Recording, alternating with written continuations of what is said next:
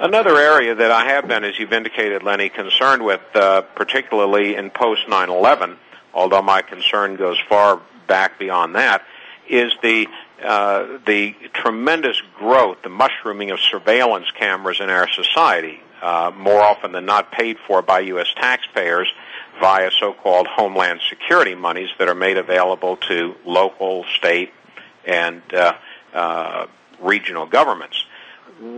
The problem is these surveillance cameras are going to start having a chilling effect on citizens' personal, individual behavior, much like 18th century philosopher Jerry Bentham wrote about many, many years ago. If people believe themselves to be under surveillance, that is going to modify and chill their behavior. Not only that, of course, as New York now is becoming our surveillance capital of the country, much like London is the surveillance capital in Europe, if not the world, with the number of surveillance cameras per capita far exceeding any other city. The governments, like New York City, are using surveillance cameras deliberately to try and modify behavior. They are using them also to gain revenue. For example, what the City of London is now doing is they are using surveillance cameras to track individual cars via license plates so that they can then tax the owners of those vehicles. The City of New York almost certainly will start doing the same thing once they get this latest round of surveillance cameras in place. I think if we combine that with the RFID chips, we'll have a very good surveillance system. Let me go a little off the reservation, and let's talk about this in terms of business development. The GOP has always been strongly in favor of business development and security in America, and the security companies in America, even the private ones, which can, of course, receive government contracts. This has become a boon for that industry. Is this just a good cause for business development and some of the economic rebound we've seen since 9/11?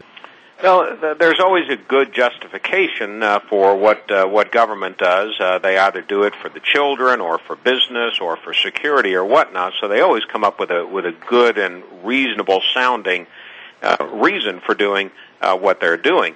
It has been somewhat distressing, the amount of money that the federal government in particular is spending, and of course the only money it has is taxpayer money, that they're spending on Homeland Security, because a lot of this money goes into projects that really have nothing reasonably related to securing our country from foreign or terrorist attacks. And this growth of surveillance cameras paid for by so-called Homeland Security money is a perfect example of companies getting rich, investors getting rich off of the taxpayers.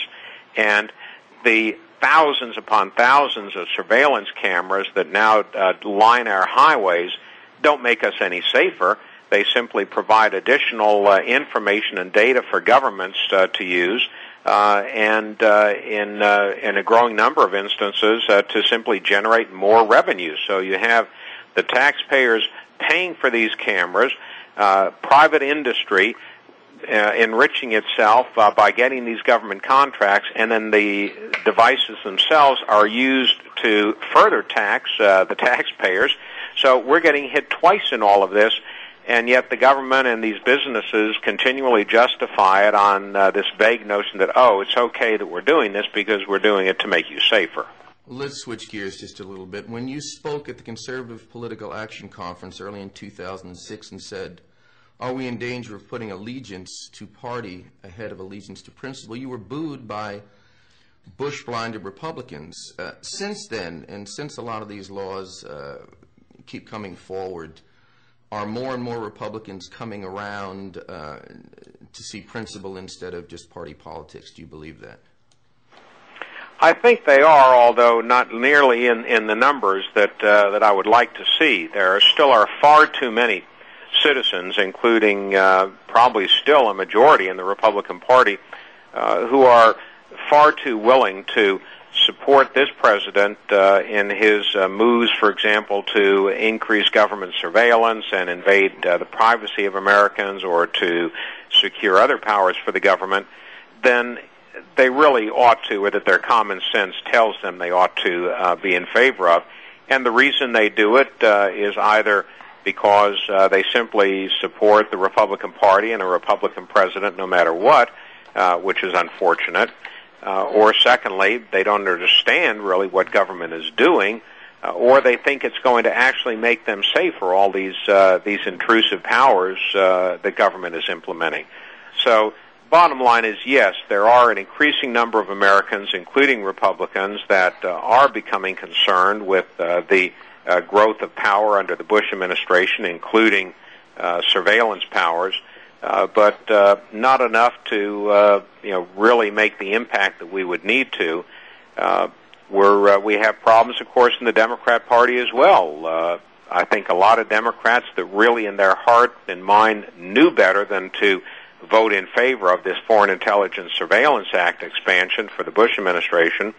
They didn't follow principle and voted for it simply because they were afraid that if they voted against it, the Bush administration would label them as soft on terrorism or something. Do you believe it's time for the Democrats to investigate and to look into the possibility of impeachment? I think the Congress needs to look into these matters. The one, to me, above all the others that raises very serious and very troubling questions is the failure of this administration to abide by the Foreign Intelligence Surveillance Act, a law that was duly passed by a prior Congress, that was signed into law by a prior president, Jimmy Carter, and which government officials over the years have acknowledged required the government, the administration, to secure warrants if it wished to conduct electronic surveillance of U.S. citizens in this country, and yet which this administration clearly, almost proudly, has ignored. They now have, thanks to this most recent action by the Congress, the lawful power to do precisely that, which we hope will change, but that does not excuse the fact that for approximately 5 years or so, maybe even a little bit longer, they had been deliberately violating the FISA law. This is very serious. There are certainly other areas that Congress legitimately should look into, but to me, that's the most serious one. Former Congressman Bob Barr, thank you for joining us on the INN World Report. My pleasure.